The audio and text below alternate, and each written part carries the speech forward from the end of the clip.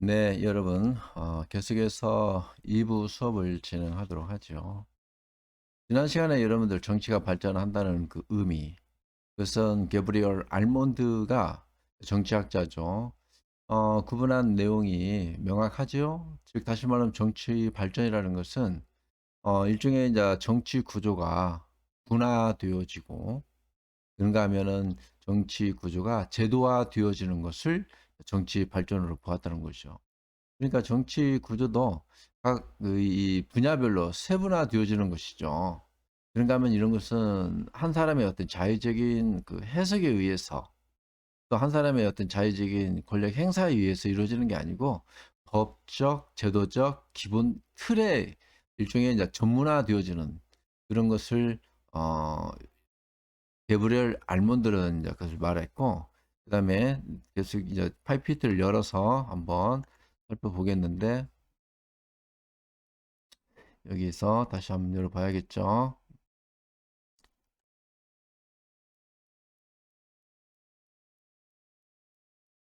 헌팅턴의 정치 발전 이론을 한번 살펴보면, 야, 여러분들 교재에도 소개가 되어져 있죠.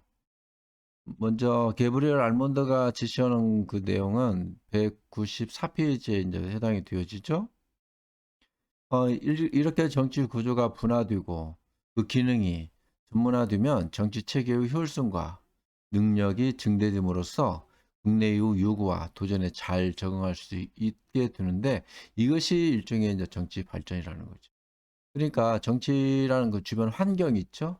여기에 여러 어떤 돌발된 어떤 요구 또는 어떤 그 도전 이런 거에 잘 대응할 수 있는 그런 시스템, 이것이 일종의 이제 정치 발전이라고 본 것이고, 그다음에 이제 헌팅턴이 보는 정치 발전 이론이라는 것은 정치 발전 여기 소개가 되어 있죠. 여기 PPT에 정치 조직체나 절차의 제도화, 이것을 다 의미하는 것이다.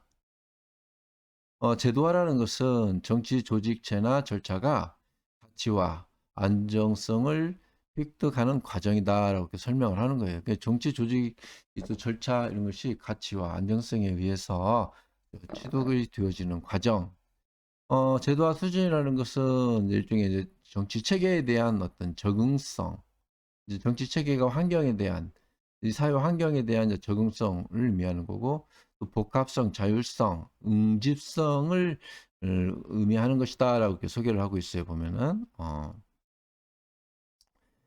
여기 보면 이 294페이지 하단 부분에 뭐 헌팅턴도 소개를 하고 있죠. 헌팅턴은 정치 참여와 제도와 관계에서 정치 발전을 찾고 있다. 근데 그에 의하면 비서구 사회에서는 지속적인 근대화 과정에 놓여 있는데, 그 결과 정치 참여가 폭발적으로 증가한다는 것이죠. 근데 이 정치 제도가 잘 발달되어 있으면서 정치 참여의 요구를 잘 수행하면 정치가 안정을 이룰 것이고, 그렇지만 정치 제도화 수준이 낮아서 잘 적응하지 못하면 정치적으로 불안정한 상태가 되어진다라고 이제 말하는 거예요. 그래서 이제 헌팅턴이 말하는 정치 발전이라는 것은 정치 참여에 상응해서 정치 제도화의 수준이 높아져 정치적인 일종의 이제 그 안정을 이루는 것.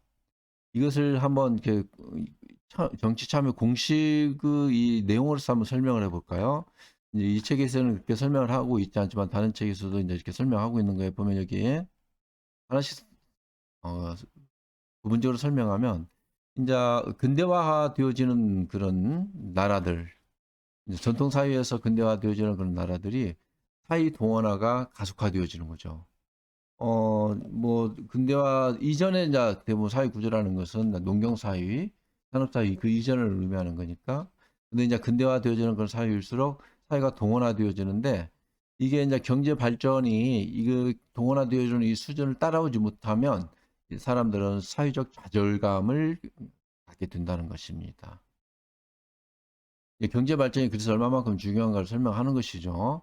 하지만 이제 사회적 좌절감은 일종의 이제 유동성의 규율이라고 그래서 이 사회 사람들이 겪는 사회적 좌절감이 일종의 유동성 기회에 의해서, 이게 이제 예를 들면 유동성 기회가 이제 분모고, 사회적 좌절감이 이제 분자라고 의미하는 것이죠. 그래서 이 좌절감을 유동성 교육에서 이것을 수용하지 못하면, 이것을 잘 수용하지 못한다면 사람들은 정치 참여를 많이 하게 된다는 것입니다. 뭐 참 쉽게 말하면 생활이 고단하고 힘들고 그런 사회 구조일수록 사람들이 정치에 대해 많은 관심을 갖고 정치에 많이 참여를 한다는 것입니다. 그래서 정치 참여 이렇게 설명하고 있죠. 이런 참여 폭이 증폭이 되는데 대부분이 근대화되어지는 그런 나라들이 초기에 이런 과정을 많이 겪어요. 우리나라도 과거에는 정치 참여율이 뭐 거의 90% 이상, 대통령 선거 한다면 90% 넘게 투표를 하는 그런 경우가 있어요. 참여율이 높아지는 거죠. 그만큼 요구, 정치에 대한 지지 이런 것이 굉장히 높다라는 거죠. 근데 이제 이런 정치 참여율이 높은데 이런 정치 참여를 일종의 정치 제도화 수준에서 이것을 잘 수용한다면 안정으로 갈 것이지만 정치 참여는 수준은 높은데 정치 제도화나 이런 정치적 능력이 거기에 미치지 못하면은 정치적 불안정을 가져오게 된다는 헌팅턴의 정치 발전 이론입니다. 그러니까 여기 보면 정치 사회화와 경제 발전 이것은 이제 분자와 분모로 놓고 정치 동원화가 가속화되어지는 그런 사회에서 경제 발전이 이를 받쳐주지 못하면 사회적 좌절감을 겪게 된다는 것이죠, 사람이. 뭐, 이 좌절감이라는 것은 여러 유형으로 나타나는 거죠, 뭐만. 못 살게 되는 데서 오는 좌절감. 이런 이 사회적 좌절감이 일종의 유동성의 기회로서 이것을 수용해낼 수 있으면 안정적인 정치 참여를 이룰 수 있지만 그러지 못한다면은 어떻게 되겠어요? 사람들이 많은 이제 이 기대의 수치가 높아지는 거예요. 정부나 국가에 대해서. 그럴 때 많이 정치 참여가 이루어지는데 이런 정치 참여 높은 정치 참여를 일종의 이제 정치 시스템이죠. 제도화 이런 수준에서 이것을 잘 수용을 하면 정치가 안정이 되겠지만 이것이 이제 수용이 되지 못한다면 정치적 불안정을 가져오게 된다는 것이 이것은 뭐 아프리카 그런 나라들도 대부분이고 뭐 우리나라 또 중남미 국가들이 대부분 이런 과정을 겪어요.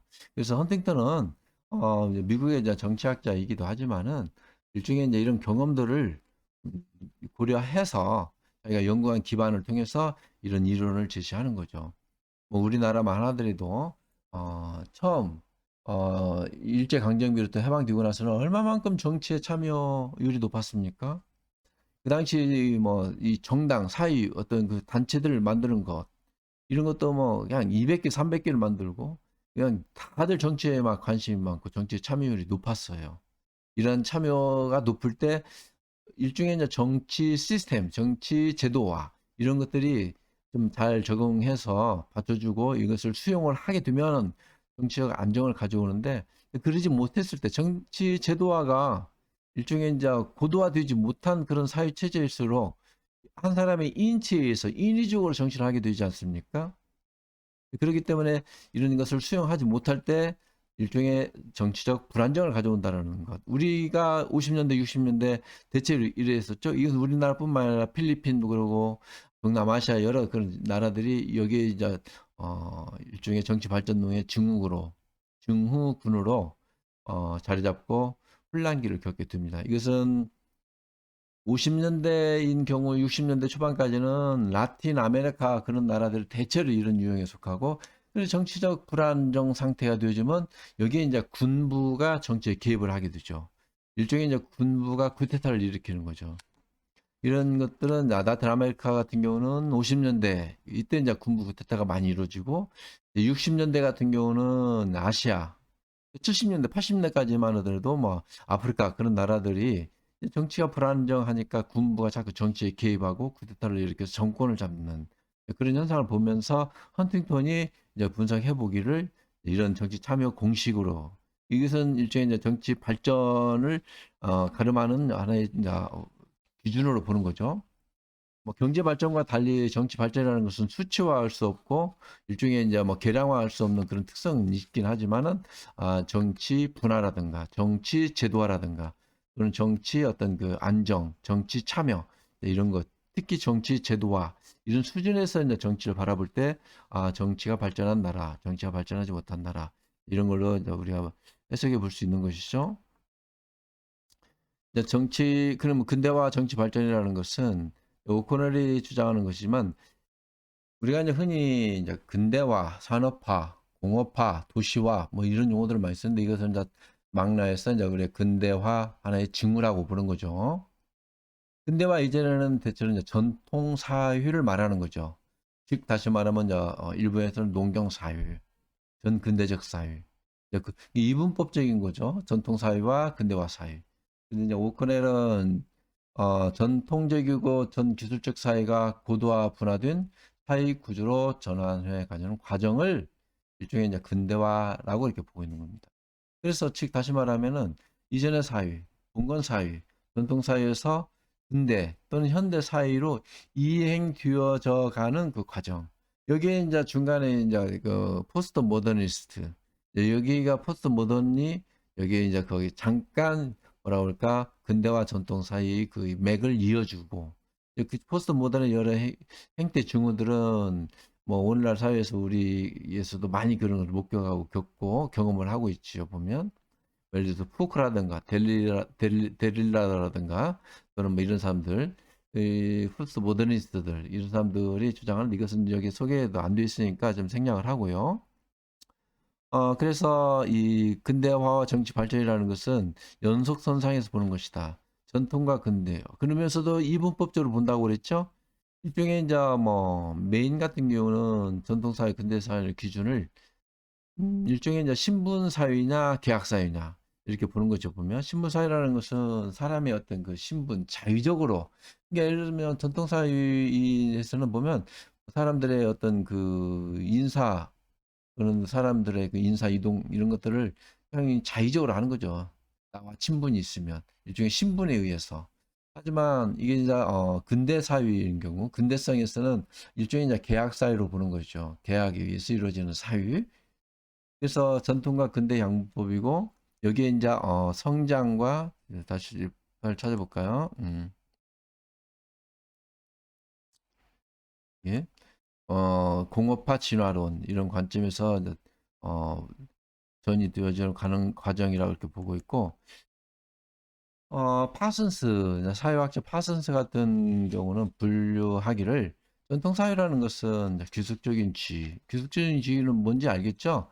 그냥 뭐 일종의 세습되어지는 지위라든가 인위적인 지위, 뭐 이런 거, 분산적 역할 또는 분산적 역학 또는 특수적 가치, 집단 지향성, 감정성 이런 그 의식 구조가 인간에게 인식이 되어져 있는 사회 구조라면은 이건 전통 사회로 보는 것이고 이제 근대 사회라는 것은 일종의 이제 지위도 성취적 지위 뭐 자기가 뭐 거기에 이제 노력해서 일종의 이제 전문화 과정을 겪는 거죠. 전문화 역할이라든가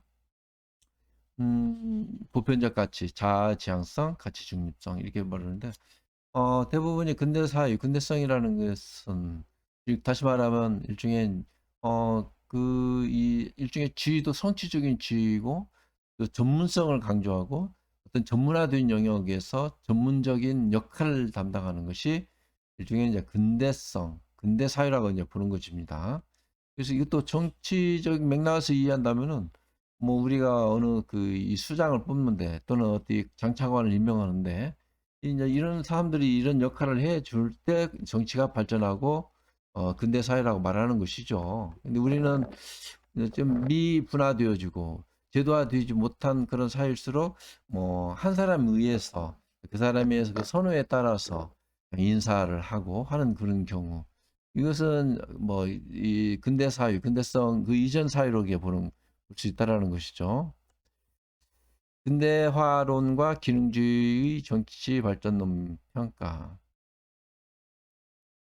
그래서 이제 우리가 근대화, 근대 사회라는 것은 지금 다시 말하면은 서구화 되어지는 것이고 서구화 되어진다는 것은 서구 산업 사회, 공업 사회처럼 이루어지는 것이고 이제 발전 모델도 이렇게 따라가는 거예요, 보면.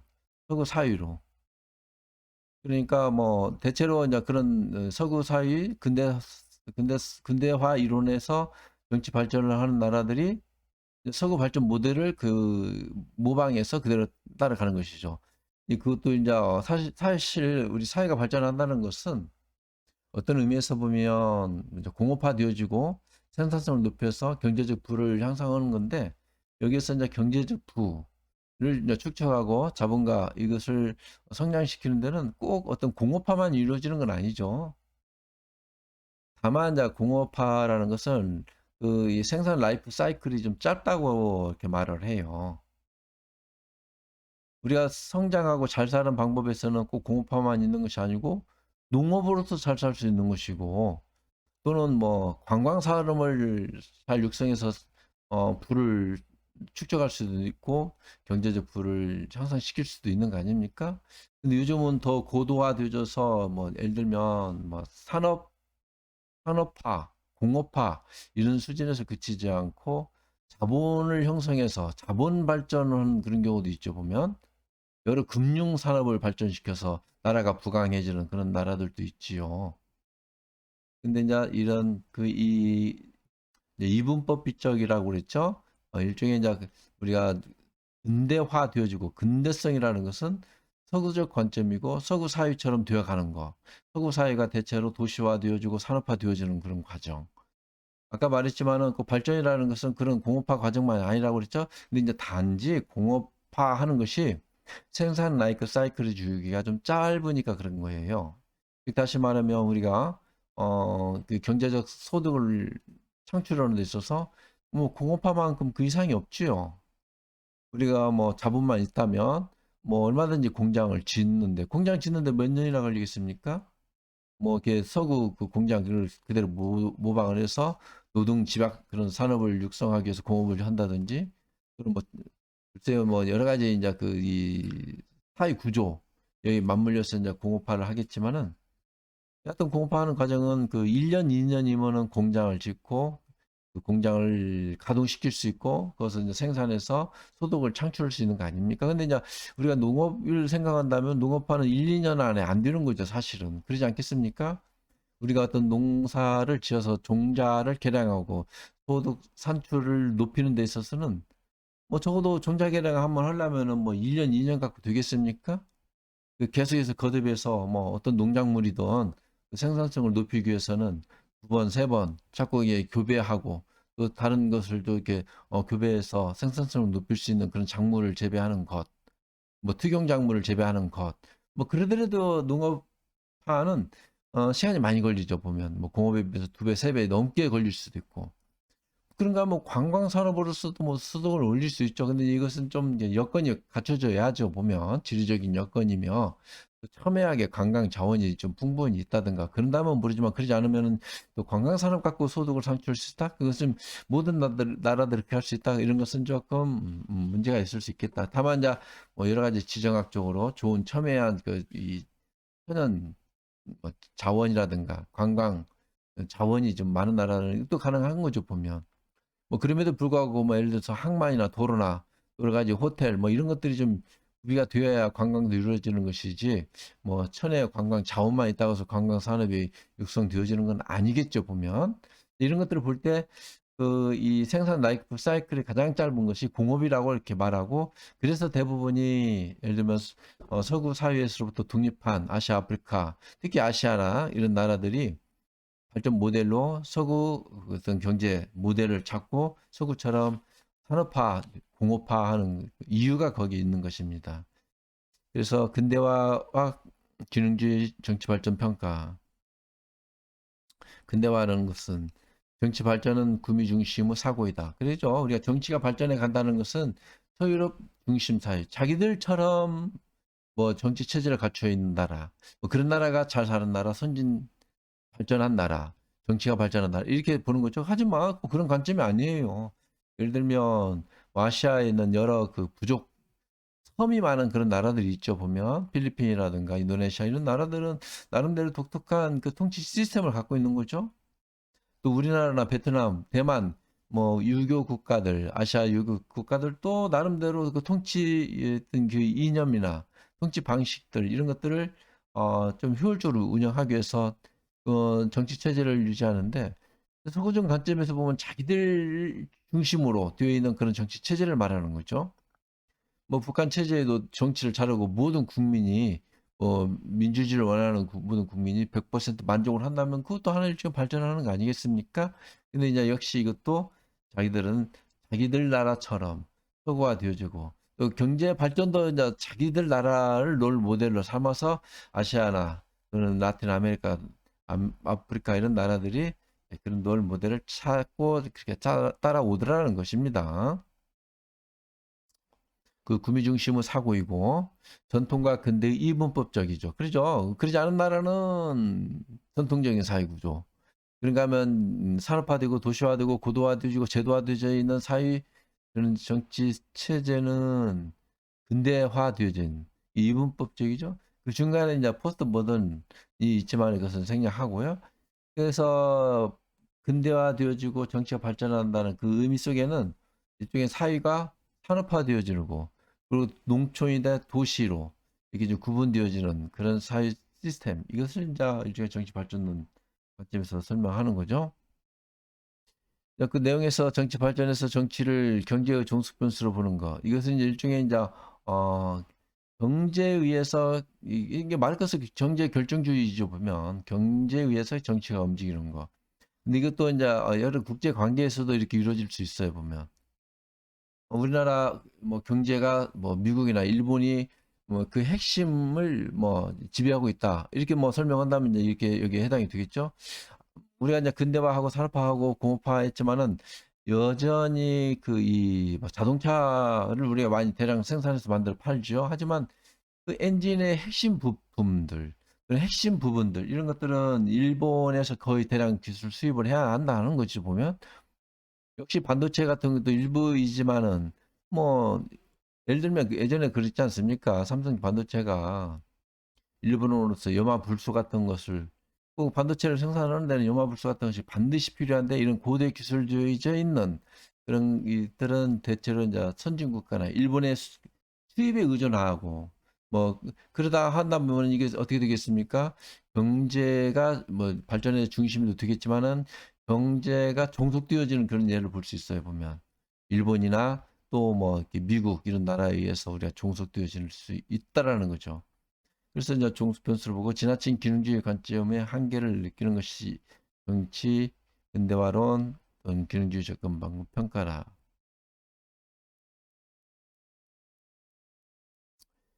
그 다음에 뭐 정치 문화를 또 소개하고 있는데 이 책이 조금 정치 문화 개념은 우리가 알몬드와 바버 중심으로 해서 정치 문화 이 대표적인 학자예요 보면 정치 문화라는 것은 정치 어떤 정향에 대해서 어떤 정치적 어떤 그 대상에 대해서 일종의 태도나 정치적 태도나 정치적 정향을 갖는 것을 의미한다는 것입니다. 우리나라 모든 국민이 정치에 많은 관심을 갖고 있으면 정치 관심도가 높은 것이겠죠. 정치 문화도 좀 더 발달된 그런 지배 체제가 될 수 있는 것이고.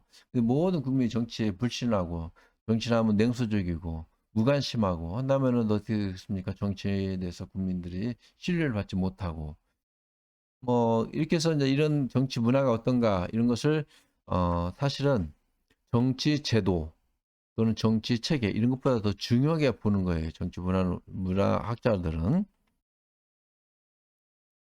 그것을 한번 간단히 이렇게 보고 있는데 이 195페이지에서 우리는 미국의 정치 문화, 일본의 정치 문화, 한국의 정치 문화가 서로 다르다는 것을 알고 있죠. 근데 이제 이 다르다는 것은 무엇이 다른가? 라는 질문이 질문한다면 한마디로 명확히 설명하기가 좀 애매모호한 곳이 있죠, 보면.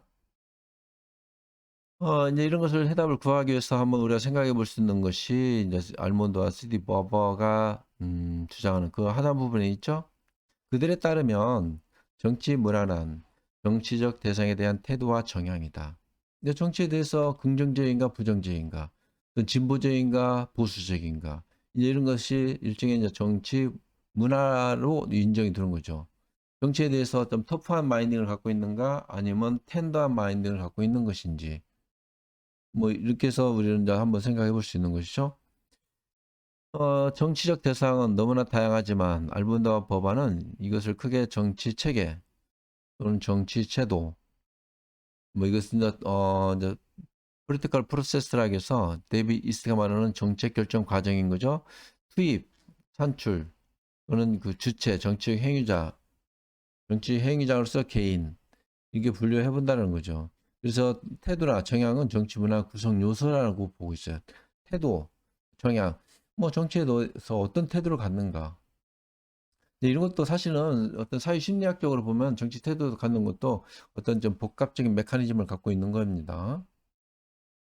예를 들면 이렇게 설명해 볼 수 있죠. 한 가정에서 그 집에서 예를 들면 그 부모님이 정치에 대해서 어떤 성향을 갖는가에 따라서 그 자녀도 정치에 대해서 긍정적으로 또는 부정적으로 아니면 뭐 안오미적으로 또는 내지는 뭐 뭐랄까 냉소적으로 무관심한 그런 행태를 보일 수 있다는 겁니다.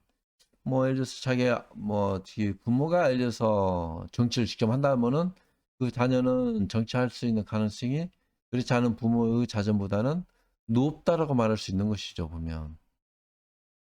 그러니까 언젠가 하면 정치 권력을 추구하는 사람들, 어떤 사람들이 정치 권력을 추구하는가 보면은 일종의 이제 삶을 살아오면서 즉 같이 박탈을 받은 사람들, 그런 사람들이 일종의 이제 정치의 어떤 보상 심리에 의해서 정치에 많은 관심을 갖는다고 그랬었죠. 시디 버버 알먼드 여기서도 우리나라의 정치 체계가 대통령제임을 알 수 있다는 것은 인지적인 측면이고 대통령가 좋다고 하는 것은 감정적인 측면이고 또 정치 제도 장단점이 있다고 판단하는 그런 것은 지금 평가의 측면이다 이렇게 소개를 하고 있죠. 그래서 이렇게 정치 문화를 개념화하면 국가의 정치 문화를 좀 더 구체적으로 파악을 하기 위해서 여러 국가의 정치 문화를 비교해 보는 거죠. 이랬을 때 이제 CD 버바 같은 경우는 세 가지를 제시를 하고 있어요. 교재에서 보는 바와 같이 정치 문화를 일종의 이제 지방형 정치 문화가 있다는 겁니다. 이것은 이제 미분화되어져 있는 전통적 사회 의식 구조가 지배하는 그런 사회에 있는 나라에서는 이제 지방형 정치 체제이고, 그 다음에 이제 이것이 일종의 이제 발전해 가는 것이 이제 시민형 정치 체제라고 이제 말하는 겁니다. 그 다음에 이제 좀 서구 민주주의 사회처럼 발전해 가는 그런 나라 정치 문화가 일종의 뭡니까? 참여형 정치 문화라고 이렇게 설명을 해요. 그래서 여기서 이제 지방형 정치 문화는 전통적 사회에서의 정치 문화라고 설명하고 있죠. 그런가 하면 시민형 정치 문화라는 것은 일종의 이제 과도기적인 권위주의적인 어떤 정치 사회에서 나타나는 행태이다. 이 일종의 이제 뭐 우리나라 예를 든다면 이제 뭐 대한제국 이전까지 이런 나라들은 대체로 지방형 정치 문화라고 말하는 거죠. 근대 사회의 정치 문화. 그게 이제 그 권위주의적인 어떤 정치 체제 그런 그 이 여기서 소개하는 것처럼 어 일종의 이제 시민형 정치 체제. 전통 사회에서는 네 가지 유형으로 보는 것이고 촌락 지방 머물고 있고 시민형 정치 문화는 권위주의적 사회 정치 체제 산출 뭐 이것은 이제 여기에서 보는 바와 같이 이렇게 이제 나눠 보기도 합니다. 음. 총체적 정치 체계에 대한 정향, 정치 공동체에 대해서 대부분 국민이 갖고 있는 감정, 또 그런가 하면 국가 정부에 대한 정향, 어떠한 정향을 갖고 있는가. 뭐 국가가 하는 일에 대해서 긍정적인 사람은 정치 제도, 정치 참여할 수 있는 가능성이 높죠, 보면. 근데 또 어떤 사람들은 정치 제도, 정치 이런 그 이 정치권에서 나오는 모든 행태들에 대해서 매우 부정적인 갖고 있는 사람들이 있어요. 그러면 그런 사람들이 정치를 잘 할 개연성은 좀 부족하겠다라고 설명하면 되겠죠. 정치 체계에 있어서 사는 사람에 대한 정향, 이게 이제 시민생활, 그리고 그다음에 이제 정치적 행동에 대한 정향, 개인적 능력, 정치적 효능감 또는 정치적 어떤 의무감에서 정치적 행동에 대한 책임을 지는 유형이다. 이 세 가지 유형에 대해서 정치 문화라는 것은 이게 적용하는 이 대상인데 인지 감정 평가라고 있죠. 정치를 문화를 인식하는데 그래서 여기서 일반 대상 체계에 대해서 긍정적이냐 부정적이냐. 긍정적이라 하면 플러스 나 이게 표시를 하고, 부정적인 것들은 X표를 하시면 되겠죠. 투입 대상, 음, 투입 대상이 투입되어지면 정책 결정 과정에서 투입이라는 것은 요구와 지지라고 그랬죠. 그 요구와 지지가 정책 결정에서 나오는 것이 이게 이제 정책 산출이에요. 거기서 나오는 것이 입법, 사법, 행정 이렇게 말할 수 있는 거죠. 입법이라는 것은 법률적으로 수용하는 것이고, 입법 뭡니까? 그다음에 어, 일종의 이제 뭐 법이나 이런 것을 통해서 수용이 되어지는 것이라고 말할 수 있겠습니다. 그다음에 이제 정치 문화 있고, 정치적 행동에 대한 정향, 어떤 오리엔테이션이 일종의 정향을 갖고 있는가, 인지 감정 평가에 대해서 어떤 오리엔테이션을 갖고 있는가, 정치적 능력, 정치적 효능감, 정치 의무감 이 중심으로 이렇게 살펴볼 수 있는 것이다. 그다음에 이제 살펴볼 수 있는 것이 일종의 이제 종속 이론이라고 말할 수 있겠죠. 이 종속 이론은 사실은 자본주의 국가 체제에서 세계적 자본주의 국가 체제에서 이 관점을 돌려서 본다면은 일종의 이제 2차 대전 이후에 신생 독립국가들이 아시아, 아프리카, 라틴 아메리카 이런 나라에서 여러 나라들이 발생이 하죠. 그냥 모든 나라들의 해방을 다 해줘 버렸어요, 보면. 이제 그들의 나라도 잘 살기 위해 노력해야겠죠. 잘 살기 위해서 정치 제도, 정치 참여 이런 것을 고려해서 국민들을 계도하고 하겠지만 이 종속이론은 일종의 뭡니까? 한 나라가 채택하고 있는 경제 구조, 뭐 정치 발전이든 이런 것을 롤 모델을 찾아서 서구 국가 또 발전된 나라의 롤 모델을 찾아서 초기에는 자국의 나라들에서도 뭐 이렇게 서구 민주주의 그 자체를 그대로 도입하고 법 제도를 만들어서 하면 될 것으로 생각했는데 이게 이제 그러지 않다라는 거죠. 이게 더 중요한 것은 그들이 보지 못하는 정치 문화적인 요소가 있다고 하는 거예요. 정치 문화가 다르니까 서구 민주주의가 뭐 예컨대 아시아, 아프리카 이런 나라들을 이 어떤 그 이 정치 체계에 대해서 어 다름을 느낄 수 있는 것이죠. 종속 이론이라는 것은 이제 뭐 마르쿠스 관점에서 세계 지배 체제 이런 것에서 살펴볼 수 있는데 일종의 이제 아까 그 발전 모델로서 서구 민주주의 국가들 그런 나라를 저 발전 모델에서 이렇게 모든 걸 수용해 온다 그러는데 그 여기는 이제 뭐 경제적인 부분에도 마찬가지예요 보면. 근데 여가지는 몇 가지 학설이 있는데 그렇게 하면은 뒤쫓아가는 그런 여러 나라들은 시행착오를 겪겠습니까? 안 겪겠습니까? 그렇죠. 겪지 않죠 보면. 뭐 앞서가고 있는 나라들 그런 나라들의 어떤 정치적 모발 경제적 어떤 그 발전을 추구하는데 그런 나라들처럼 하면 그 나라처럼 소득이 올라가고 민주주의가 발전할 걸로 생각했지만 사실 그러지 못하더라는 거죠 보면. 오히려 경제는 피폐해지고 이게 이제 자꾸 왜 피폐한 걸 이제 봤더니 코레일라든가 이런 세계적인 정치학자들이 분석해내는 것이 서구 민주주의를 추락하기 위해서 또 서구 민주주의에서 어떤 일종의 그들이 삶의 행태가 일부인 것처럼 하는 사람들 많이 있죠. 우리나라에서도 보면은 뭐 신분제는 아직 없지만은 뭐 인도 같은 나라에서는 신분제가 있고 또 거기에서 어떻게 됩니까? 일종의 이제 그런 그 발전 모델을 쫓아서 서구 유럽처럼 공업화하고 산업화하는 하지만 이 공업화하면 산업화할수록 이 종속 관계가 심화되어져서 경제적 종속 관계로 이루어지더라는 거예요.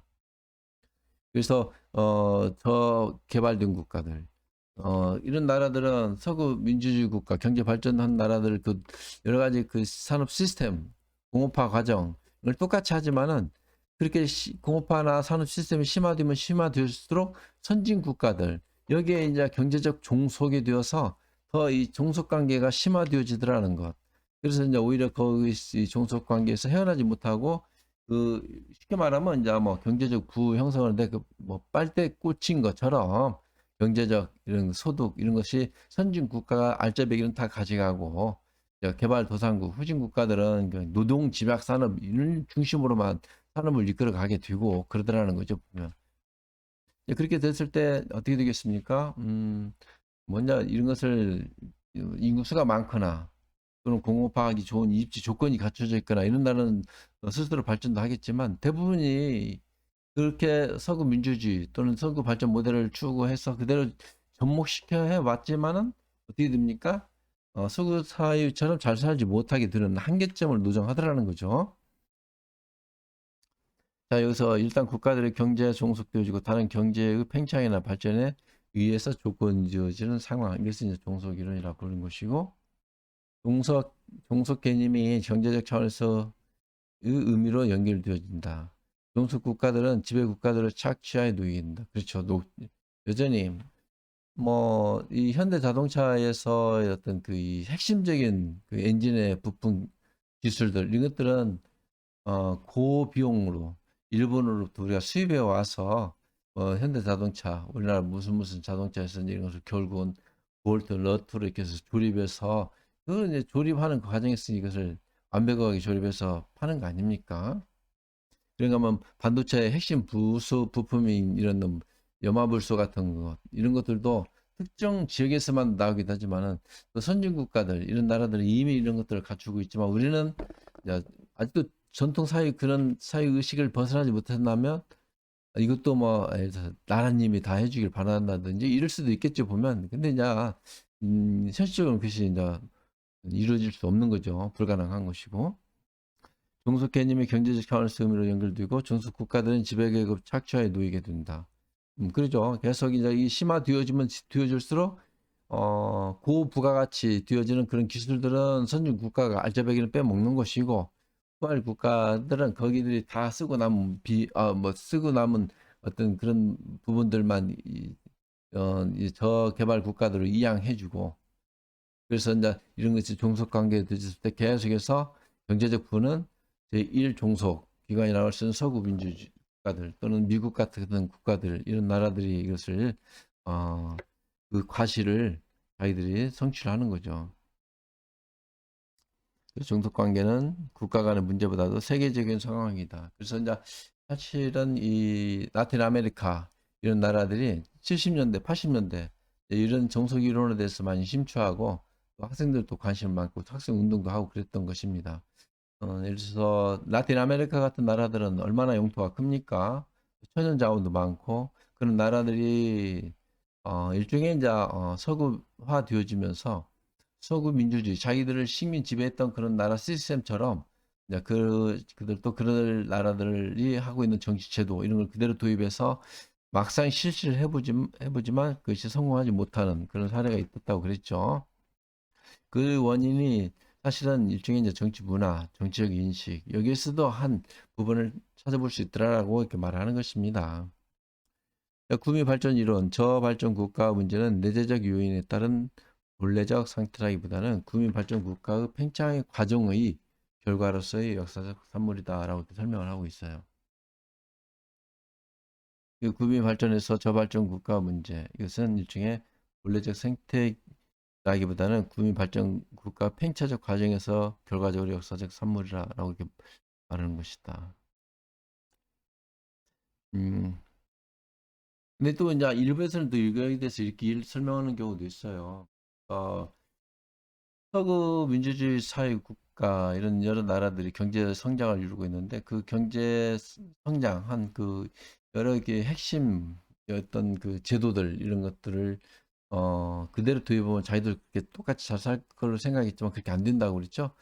하지만 다만 이것은 이렇게 설명할 수 있죠. 이런 개발도상 국가들은 이런 발전 모델들을 쫓아서 경제 성장을 하니까 결국은 한 측면에서 보면 서구 민주주의 국가들 경제 시스템 이런 것들을 쫓아갈 수 있을 것이다. 또 가까이 쫓아가면 그런가 하면 더 능가하는 그런 국가들 수 있겠다. 그건 사실이죠. 뭐 예를 들어서 노동 집약 산업을 같이 육성한다면 인구가 많은 인도라든가 인도네시아라든가 과거에 중국 같은 경우 그런 나라를 공업화하게 되면은 서구 민주주의 국가보다도 또 이 산업화 공업화하기가 더 쉬운 문제죠. 그래서 이런 서구 민주주의 국가 발전 모델을 쫓아가는 그런 나라들은 시행착오를 할 필요가 없는 거죠, 보면. 그 선진 국가들이 어떤 정치 제도 이런 것을 통해서 경제 성장을 이끄는데 뭐 이 시행착오가 있을 수 있는 거죠. 처음 가는 길이라면. 근데 이제 그걸 쫓아가는 뭐 아시아 국가들 이런들 그런 나라들 같은 경우는 이런 시행착오를 겪을 필요가 있겠습니까? 없겠습니까? 그러죠. 없는 것이겠죠. 어, 그래서 이미 리스크가 있는 그런 공업화 과정에서 나타나는 그런 여정이 이런 것들은 후발주자로서 그것을 경계하고 그걸 제외하고 발전 모델을 추구하니까 빨리 그 서구 민주주의 그런 그 발전된 정부 체제를 여러 여건이 다르지만은 빨리 쫓아갈 수 있지 않는가라는 것이 이제 세계 체계론적 관점에서 경제학자들이 주장하는 얘기죠. 좋습니다. 이 종속 이론은 새로운 유형과 종속적 발전론. 종속적 발전론, 다국적 기업의 작용으로 종속 국가 산업 발전이 기여한다는 거. 이건 종속적 발전론이고 특히 연합된 종속적 발전, 국제 자본주의 형성, 역동성. 특히 이제 국제 자본주의 형성에서는 이것을 트러스터하고 서로 이렇게 산업 연계를 시켜서 산업 발전 모델로 자기들이 쓰고 남은 그런 기술들은 이제 이런 제3세계 국가들 그런 이제 종속된 여러 국가 체제 이런 나라들에게 뭐 이양하고 자기들은 고도의 부가가치 산업들을 중심으로 이제 경제를 이끌어가고 그런가 하면 이제 저발전 느린 나라들 같은 경우는 자기들이 다루기 힘든 뭐 산업 뭐 공해나 또는 산업 여러 가지 그 이 폐해를 가져올 수 있는 그런 것들은 개발도상국들 또는 저발전 그런 나라들에게 그것을 이관시키고 뭐 이렇게 하는 행태를 말하는 것이겠죠. 음. 그래서 이제 종속 발전은 이것은 과거에 이제 그 라틴 아메리카 그런 나라들을 중심으로 좀 한때 굉장히 좀 논란이 좀 많이 있었습니다.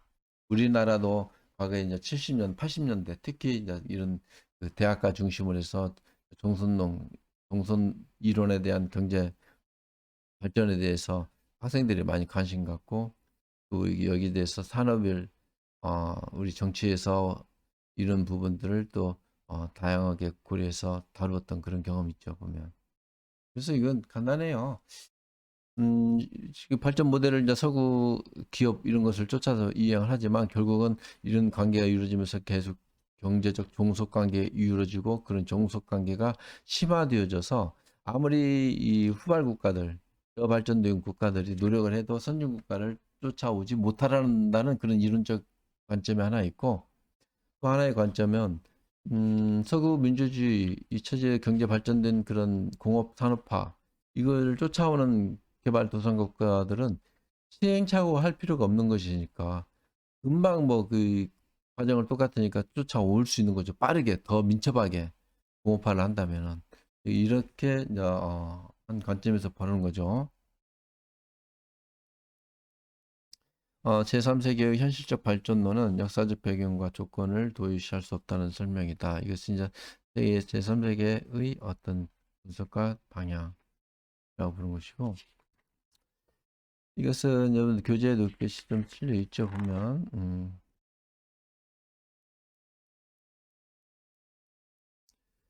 또 교재에서도 설명하고 있는 내용을 한번 볼까요? 202페이지에 보면.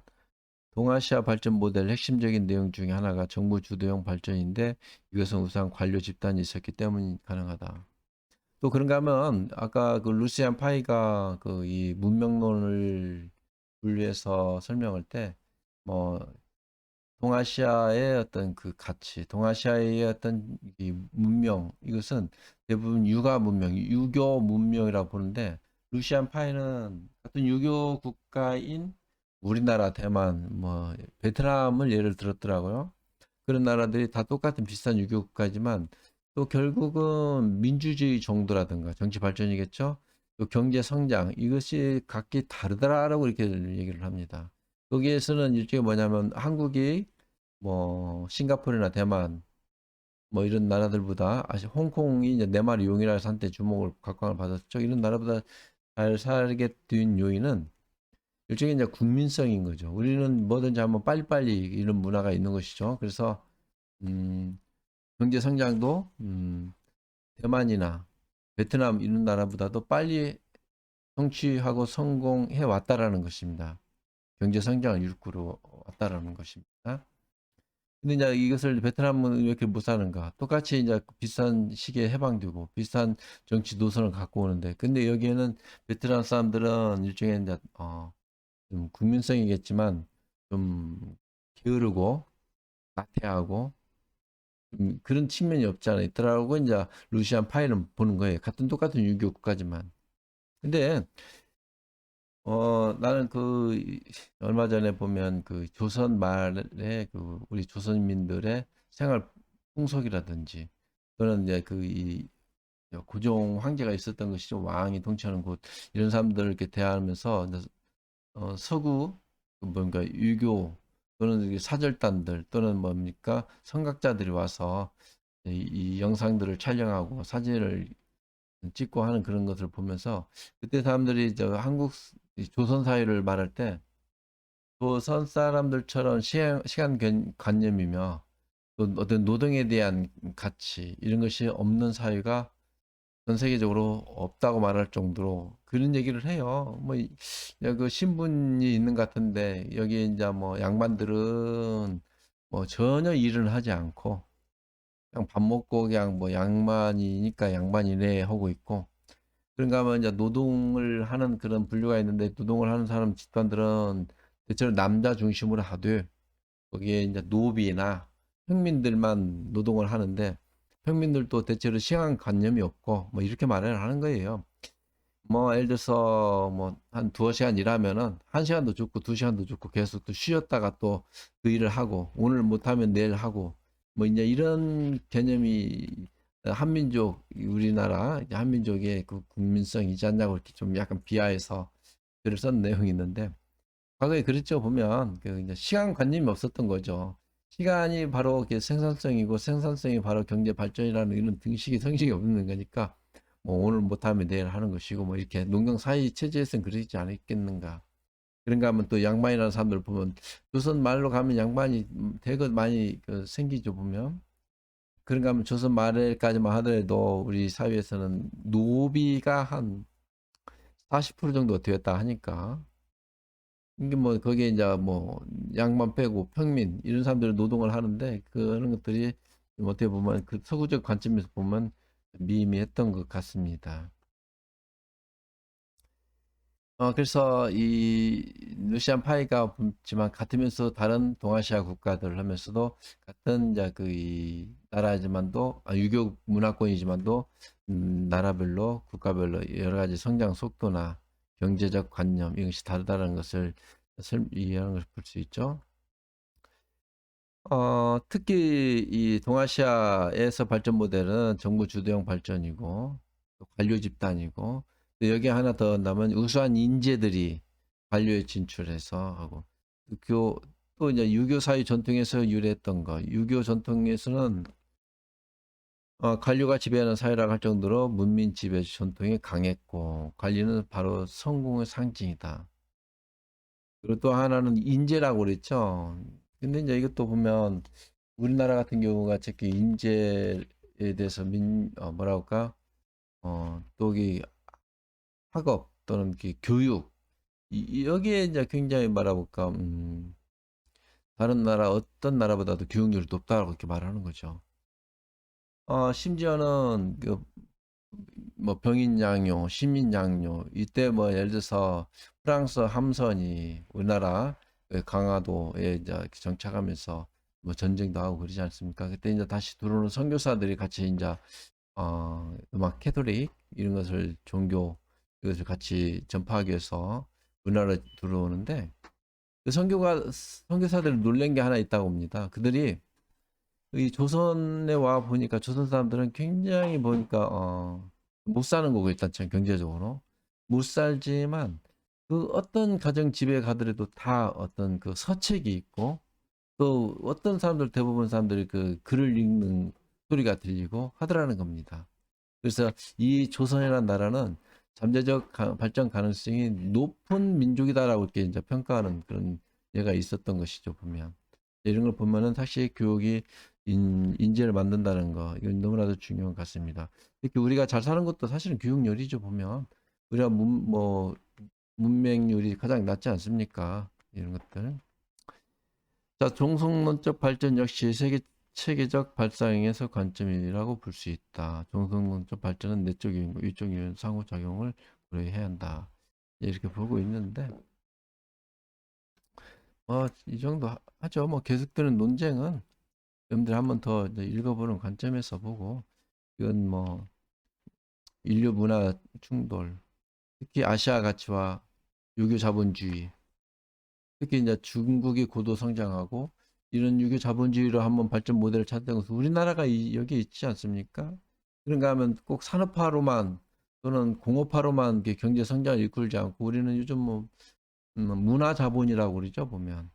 우리 한류 문화 콘텐츠 뭐 이것들을 뭐 최근에는 뭐 BTS뿐만 아니라 뭐 뭐죠? 뭐 오징어 게임 같은 것을 전 세계인들의 주목을 받는 여기에 한류 이제 컨텐츠가 이제 전 세계에 주목받는 그런 사회 체제를 가면서 문화에 대해서 다시 보는 그래서 문화 자본이라고 말하는 거죠.